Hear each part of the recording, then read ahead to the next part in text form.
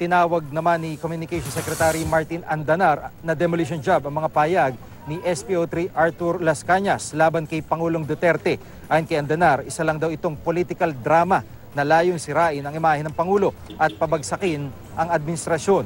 Anya, kabilang sa mga nasa likod ng pag-ataking ito sa Pangulo ang ilang sektor daw na apektado sa mga reforma ng administrasyon. Hindi naman niya tinukoy kung sino-sino mga ito.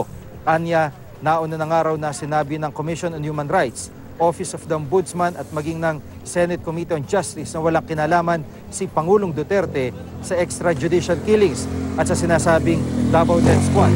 Itinagri ni Chief Presidential Legal Counsel Salvador Panelo ang mga pahayag ni Las Cañas. Sa kanyang pagharap sa media kanina, tinawag ni Panelo na fabrication o gawa-gawa lang ang mga pahayag ng dating pulis dahil sa mga pahayag na ito, pwede raw sampahan ng reklamo si Las Cañas. It's a continuing fabrication of stories against alleged responsibility of the President on extrajudicial killings. This Las Cañas is also giving another